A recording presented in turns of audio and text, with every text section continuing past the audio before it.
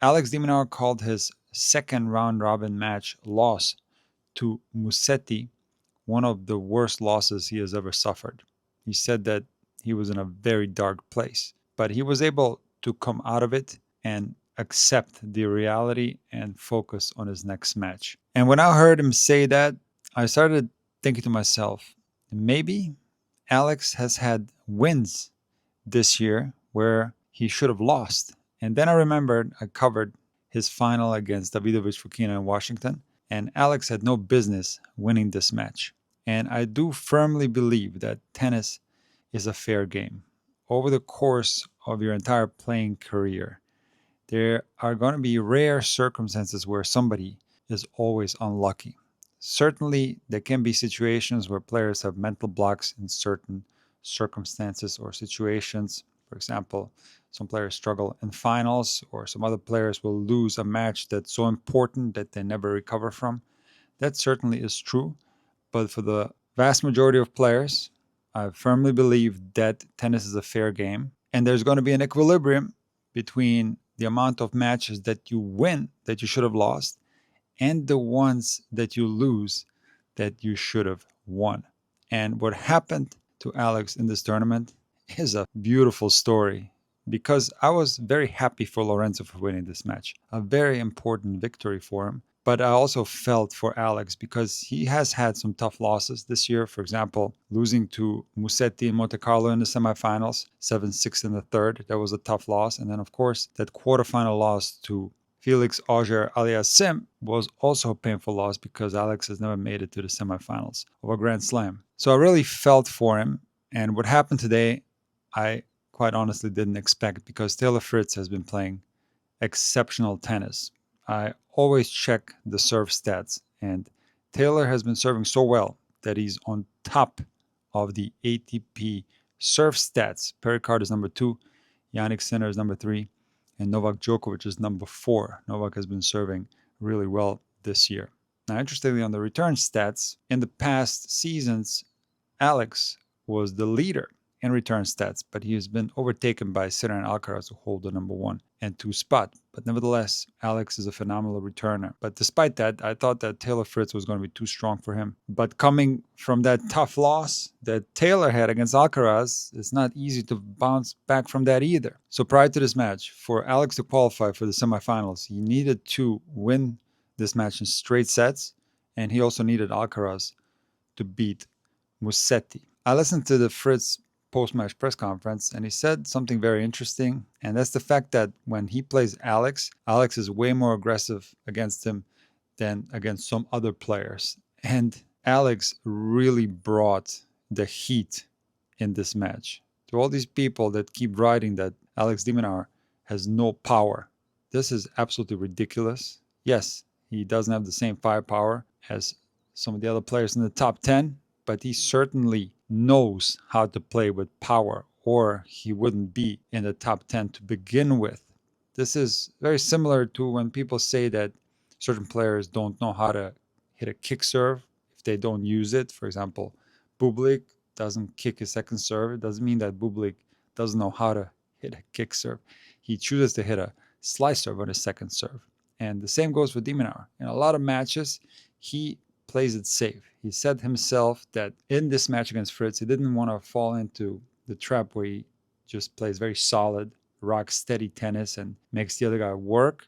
No, he wanted to increase the power and play very aggressive. And throughout this first set, Alex was ripping balls from the baseline. I've never seen him hit his backhand so hard. I've seen him hit the forehand hard in this tournament. He hit a 100-mile-an-hour forehand in the match against Alcaraz. But generally, the backhand is more of a counter-punching shot where he uses the pace from the opponent. But today against Fritz, Alex was really going after his backhand, and it generated a lot of points for him. The tricky thing for Fritz in this match was that despite him being the best server in the world based on ATP Tour stats, Alex de Minaur is an incredible returner. And I do believe that Alex likes to return the Fritz serve. And Fritz said that Alex often guesses right on his first serve. Even though it's going very fast, it comes back just as fast, if not faster. On top of that, Alex hits the ball a lot lower than most of the players. And when you combine the great returning with additional power from Alex and that flat, long ball, he doesn't give you a lot of time. And through the entirety of this match, Alex was the more aggressive player. He was the better player. He was the one that was holding easier, and Taylor was struggling on his own service games. Now, these guys did break each other early in the first set. At 2-1, Alex got the break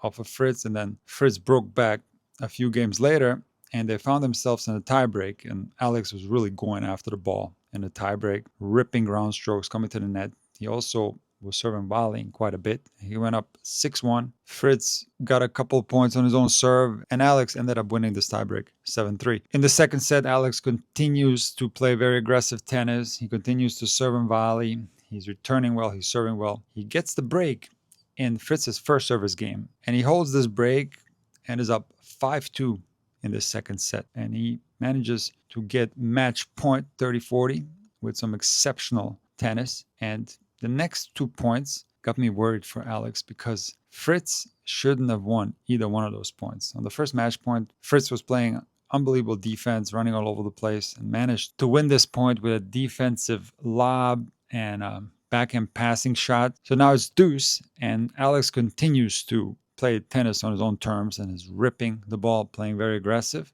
And Fritz hits a very defensive forehand squash shot and gets a net court, and the ball dribbles over, and now it's game point Fritz. Now it's 5-3 Alex. He's serving for the match, and Fritz starts off playing exceptional tennis and goes up love 30. You can just feel that Fritz's confidence is growing, and that if he manages to get this break, that he can win the whole match. But Alex showed the quality of a player that he is and started serving bombs, which a lot of people don't realize how hard the Minaur serve can be if he wants it to. Alex hits a slice ace down love 30.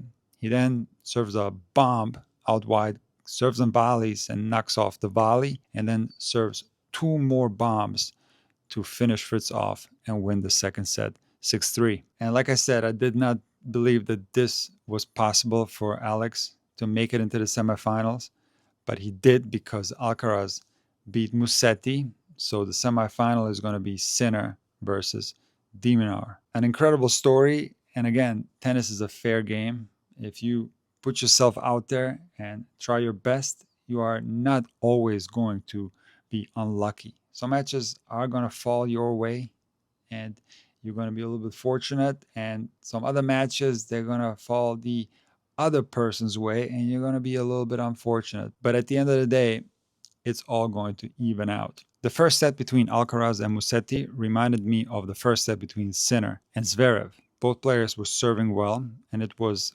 Musetti who was serving to stay in the set at 5-4. And this is where Alcaraz really got into the Musetti service game and started playing very aggressive tennis. And there was a 3-point sequence in this game that was fascinating. So it's 40-30. Musetti comes to the net, and Alcaraz hits a phenomenal forehand down the line pass. Musetti gets his racket on the volley, pops the ball up. Alcaraz comes in and knocks away a 2-handed backhand swing volley. Now it's deuce. Musetti makes his first serve into the Alcaraz forehand, and Carlos absolutely pulverizes the return and hits a crazy cross-court forehand return winner. And now it's set point number 1. Musetti hits a bomb out wide on his first serve and comes to the net. Alcaraz hits a shoelace ripper right into the Musetti feet, who pops up a half volley, and the ball is sitting for Alcaraz. Doesn't have a lot of pace on it. Musetti guesses wrong. He's on the deuce side. Alcaraz has the entire court open to get this first set, and he misses the forehand. The juxtaposition of him making the forehand a point earlier and then missing that one, it was really interesting to see. But the body language from Alcaraz after missing a wide open forehand like that was so positive, and he stayed mentally strong in this game, and he didn't let that missed opportunity affect him negatively. Musetti hits a bomb at deuce, and now he has game point. He hits another bomb out wide to Alcaraz, who returns the ball back in play. Musetti comes to the net with a good approach shot, and Alcaraz hits a very difficult forehand passing shot, and he manages to slide into this one and dip it into Lorenzo's feet. And Lorenzo is forced to again pop up the volley. And Alcaraz has a somewhat similar forehand to put away again. And this time, I actually cracked up at this forehand. Alcaraz slid into this forehand like a madman. The noise that the shoes make, I thought he burned a hole into his soles, and he knocked away this forehand down the line. He was not going to miss the same type of forehand 2 times in a row. And the next points featured Alcaraz showing his defensive skills, and he was running balls down like crazy, covering the court from left to right. This was spectacular tennis. The crowd was going crazy. And even though this match ended up being 4-1 for Alcaraz, I feel like this game was so crucial. If Musetti would have held this game, who knows how this first set would have played out. I still think that Alcaraz probably would have won it, but still, this is how crazy tennis is. It looks like an easy match, 4-1. But when you dig into what actually happened, it wasn't as easy as the score suggests. But nevertheless, Alcaraz manages to fight his way into getting this break win, the first set 6-4. And then in the second set, he plays even better, opens up his game even more. He's playing very aggressive.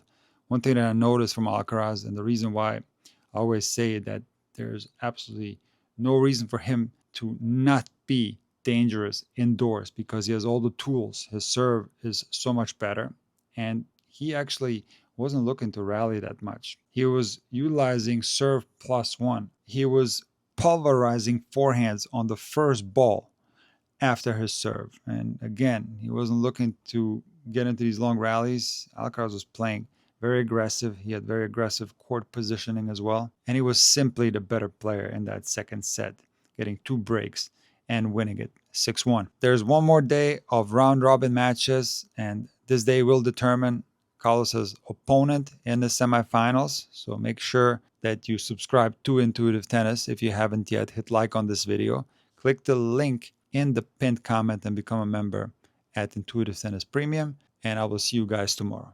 Take care.